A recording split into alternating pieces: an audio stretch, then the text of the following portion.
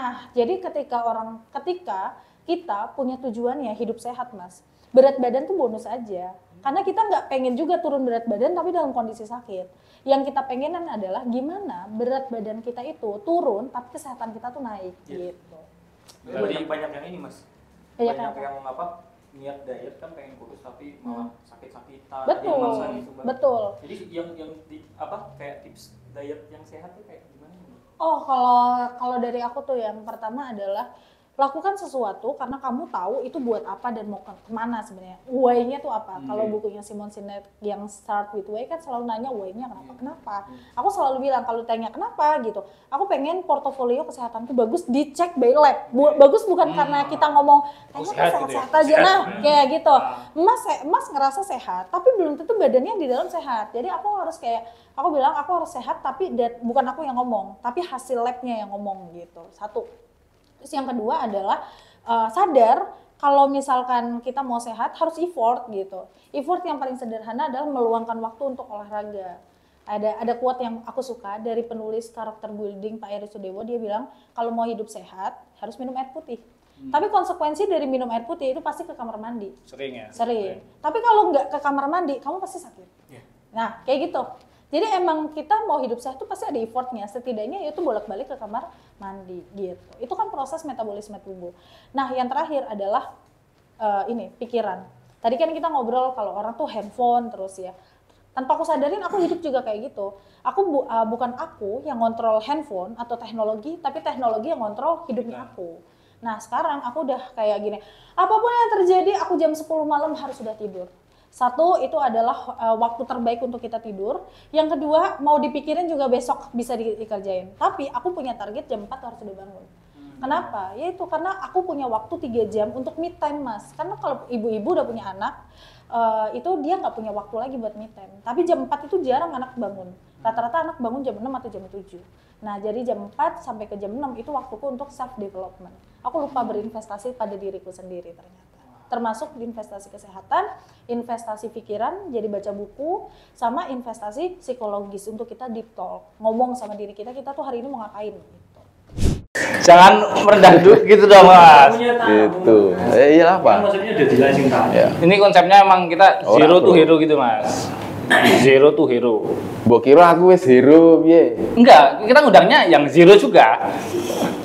Wah, ini ngece. Ini ngece nah iki. Aku mbok contoh sing elek. Ngene ora oleh misuh iki lho. Ngene kok ada sih. Jadi zero to hero itu pencapaian Mas Eka itu sampai mana itu loh. Apa ya? Untuk memaknai sebuah zero to hero itu sebenarnya kita itu hanya terjebak dalam sebuah istilah. Sebenarnya lah ya. Bisnismu piye? Sepi. Bisnismu piye? Rame. Kadang kita di posisi zero itu belum tentu kita zero.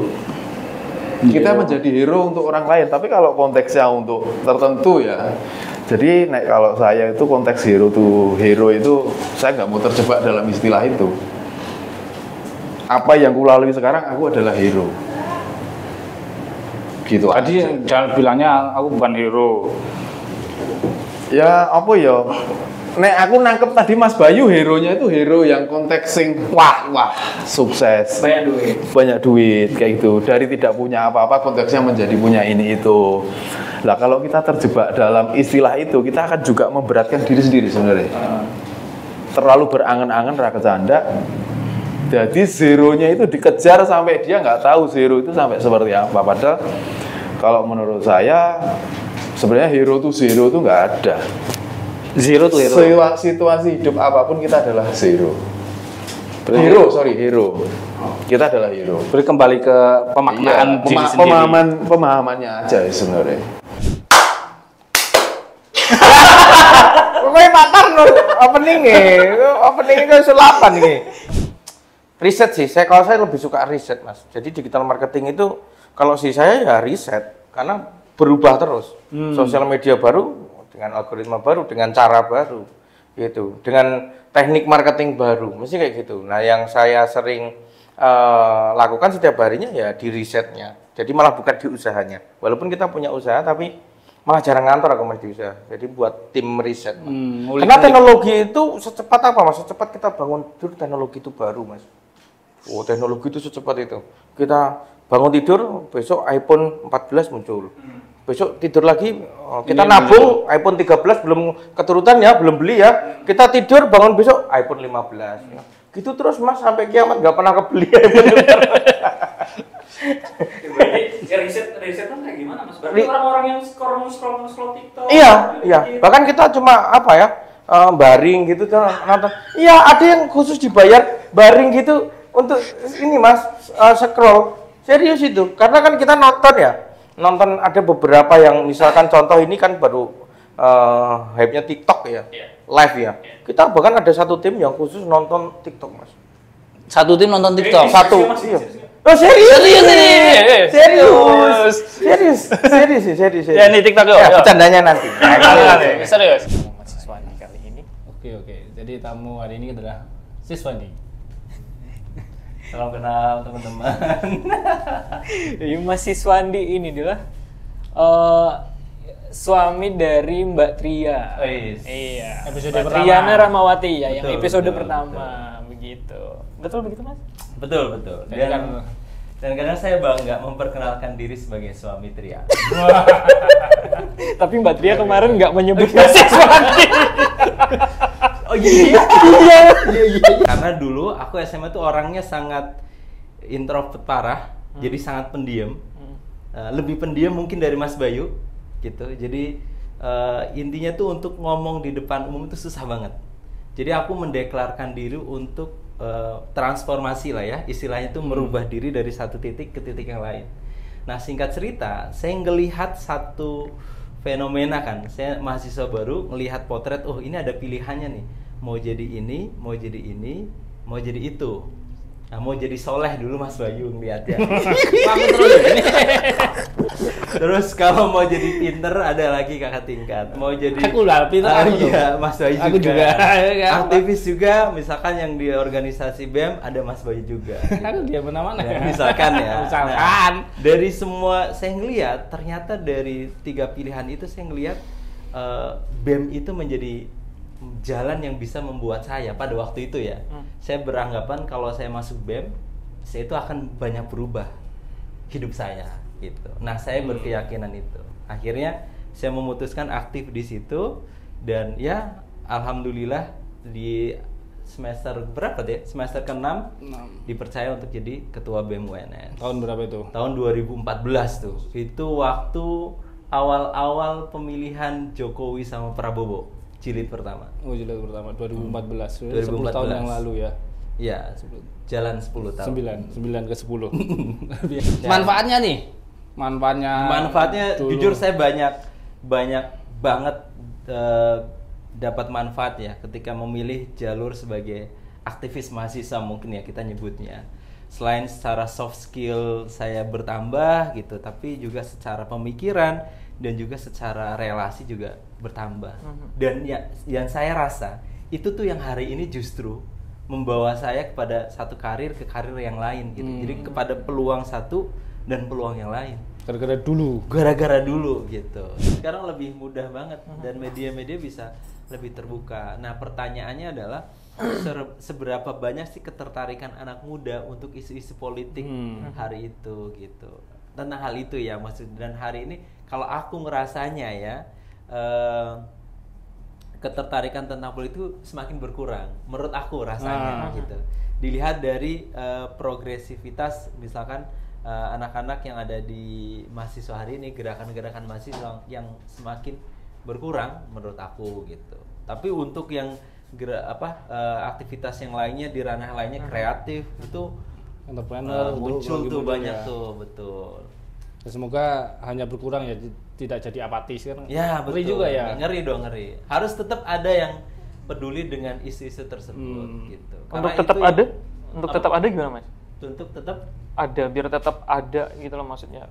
Kepedulian apa itu mahasiswa itu ke jadi tetap yang jelas itu kalau mau tetap ada ya, maka informasi pendidikan tentang politik di mahasiswa itu tetap harus terlepas dari ada fakultas ilmu politik dan sosial politik ya, tapi misalnya jurusan-jurusan lain kayak Aldi dulu jurusan apa, mungkin ada disampaikan tentang gagasan-gagasan itu gitu, dan itu nggak ada salahnya juga, tapi ya itu lagi-lagi menurut aku mungkin tinggal pengemasannya aja sih menurut aku. Sekarang mungkin lebih dibikin lebih menarik. Kalau dulu zamannya aku itu kan orang demo orasi berteriak-teriak itu menurut aku tuh menarik, keren. Nah, kalau sekarang mungkin terjadi pergeseran mungkin. Nah, mungkin nanti mahasiswa perlu mengikuti gerakan pergeseran itu untuk mengikuti. Dan beberapa kalau aku ngelihat kemarin itu ada yang kayak misalkan bikin ya kayak challenge semacam TikTok gitu. Nah, itu juga mungkin bisa gitu. Kalau menurut Mas Nendi, perbedaan remaja sekarang itu makin mengkhawatirkan ya. Saya resah sendiri, Mas. Sekarang aja kayak gini, apalagi besok 17 tahun ke depan anak saya mau gimana ya kayak gitu. Dan kekhawatiran semacam itu juga pernah dirasakan oleh orang tua kita, kakek nenek kita terhadap orang tua kita. Kakek nenek kita terhadap orang tua kita. Terhadap orang tua kita. Ini anakku tidak di zamanku. Zaman pasca kemerdekaan kalau misalnya gitu ya. Kita khawatir juga pada anak kita gitu ya. Karena memang roda zaman kan terus berjalan ya. Jadi basically hakikatnya perubahan itu ya memang sunatullah ya. Ada perubahan itu tentu. Nah, kekhawatiran itu bisa muncul. Cuma sekarang kita bahas dulu aja perbedaannya apa.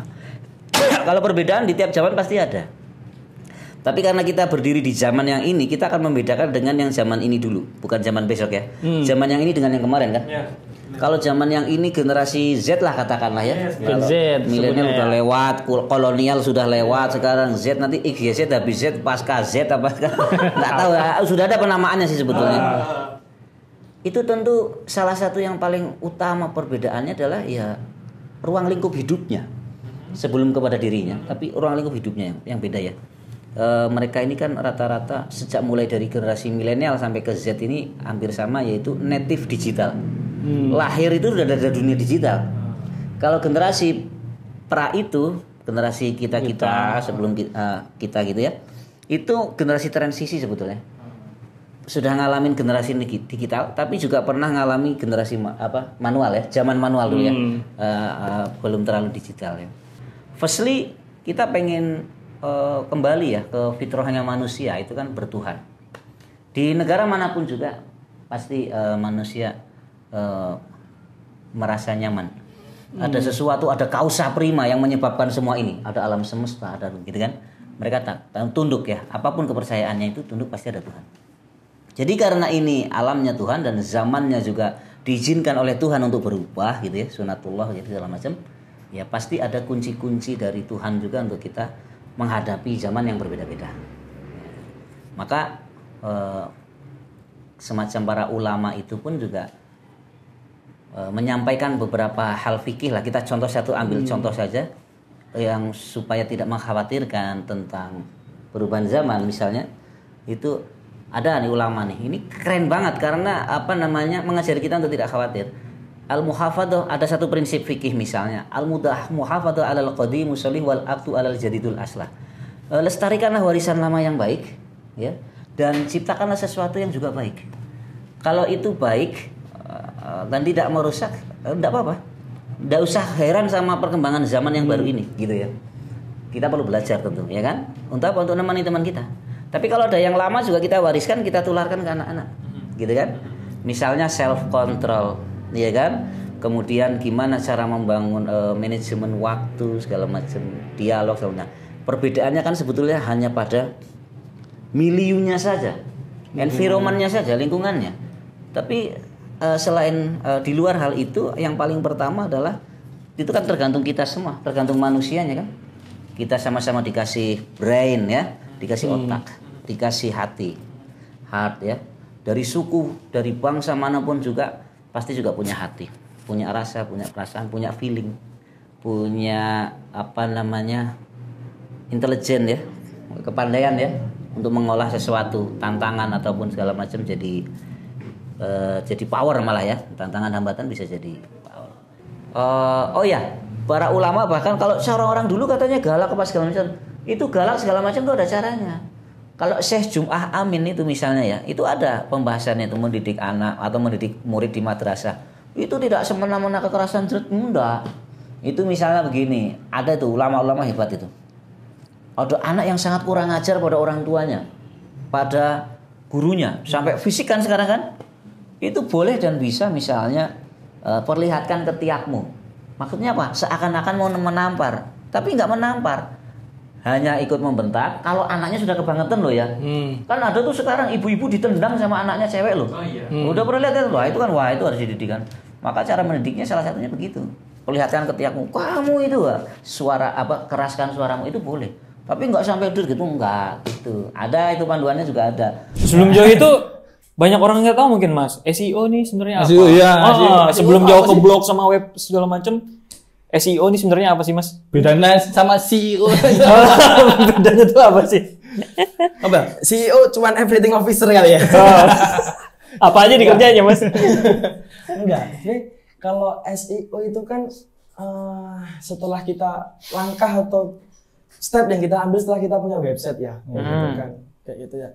Mungkin di luar sana banyak company UMKM ataupun bahkan personal yang punya website tapi ya sudah cuma punya doang kayak gitu, nggak ngerti apa nih selanjutnya seperti itu kan. Padahal mereka punya website kan punya tujuan juga entah buat branding dan lain sebagainya kayak gitu. Nah SEO ini adalah sebuah apa ya cara langkah selanjutnya strategi setelah kamu punya website supaya apa websitemu itu gampang ditemukan kayak gitu, gampang ditemukan dalam konteks misalkan.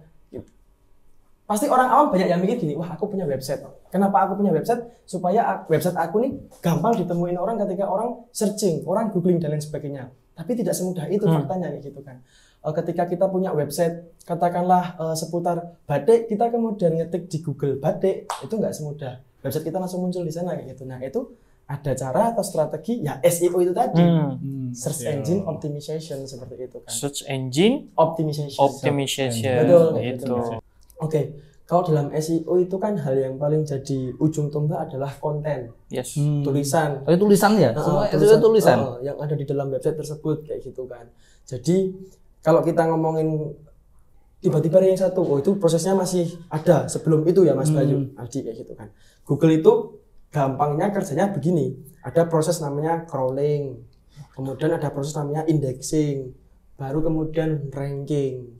Kayak gitu. Ada 3 tahapan itu untuk kemudian ditampilkan urutan ranking yang ada di hasil pencarian tadi seperti itu. Tapi balik lagi ya gitu kan. Untuk bisa di sana kayak gitu. Ada effort yang dilakukan. Kayak gitu kan. Effortnya apa?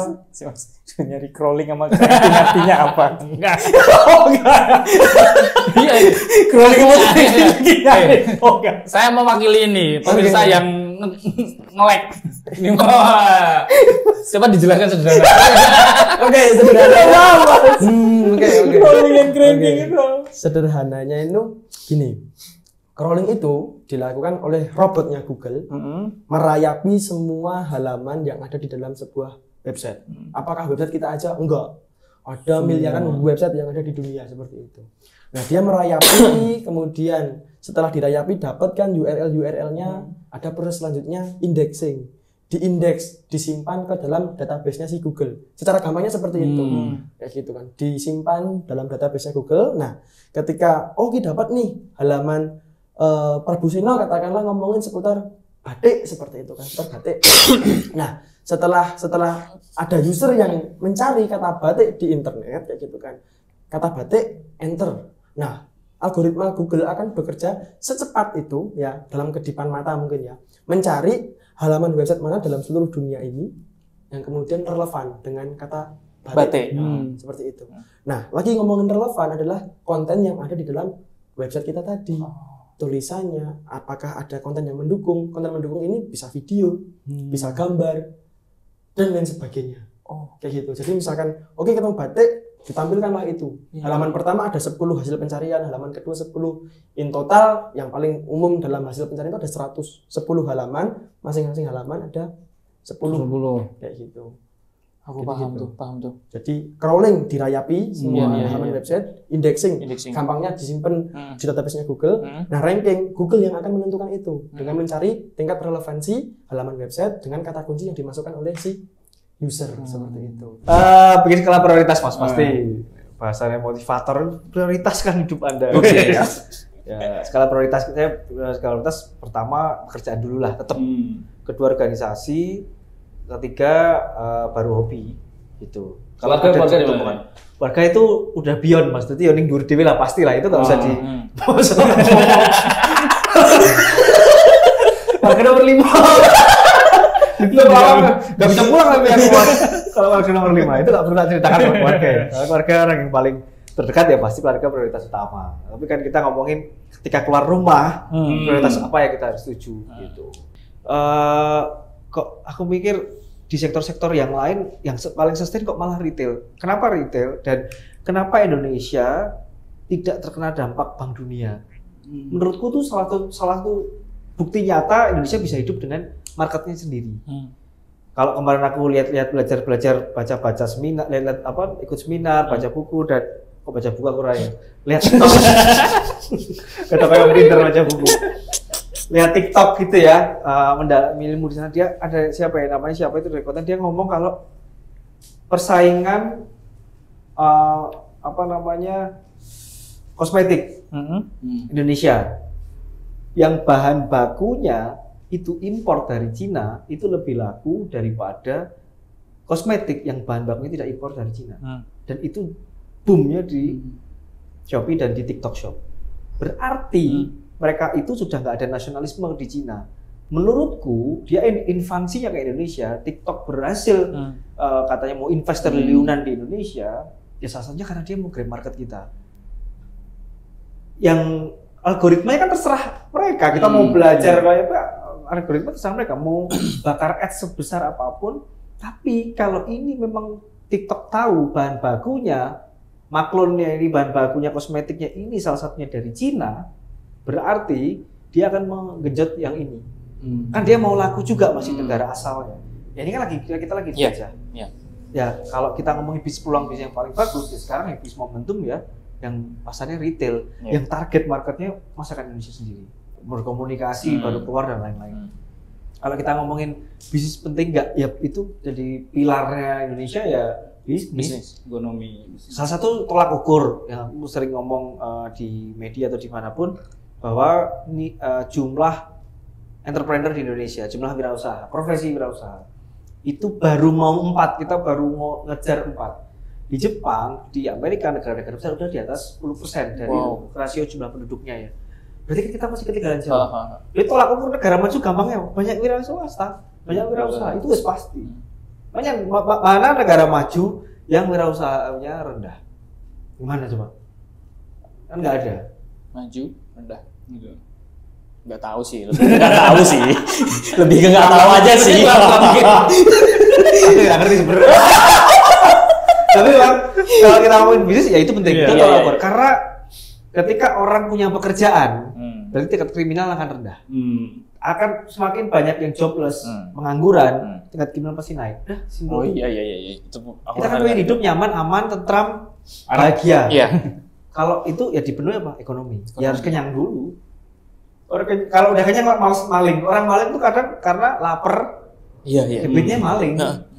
Gitu loh. Jadi ya kalau kita ngomongin ekonomi nggak usah ngomongin 2045 Indonesia mas bla bla bla. Ya sekarang aja udah penting ya. Yang terpenting kalau kita ngomongin narasi nasional adalah bonus demografi. Habis ini bonus demografi luar biasa kan gitu. Balik lagi ya, saya baca-baca lagi di berita. Yakin baca nih mas? Baca berita. Oke. Headline-nya. Baca berita gitu ya. Kalau kita lihat Cina. Ekonomi terbesar bla bla bla. Tapi ternyata Cina itu ada restricted undang-undang penyusutan jumlah anak. Jadi satu anak satu keluarga. Sekarang mereka krisis. Iya, krisis. Karena penduduknya entek, udah mau habis. Eranya produktifnya udah kemarin. Dan orang yang produktif ini udah nggak mau punya anak lagi. Berarti kenapa Cina maju? Karena upah buruh rendah. produksi Amerika semua ke Cina, semua pindah ke Cina manufaktur karena upah buruh rendah. Sekarang bayangkan kalau masyarakat entek, buruh yang kecil lanjut jadi mahal nggak? Iya. Di mana kan? Kalau dulu karena penduduk akeh, jadi upah buruh murah. Jadi upah buruh mentek, kan besok dia nggak bisa apa-apa lagi. Manufakturnya udah mahal, dia mau gimana? Barang KW wis iso gawe barang KW, gitu loh. Mau bikin handphone Cina murah, iso. Karena penduduknya tanya Indonesia bro. Yo. Sama ini Mas.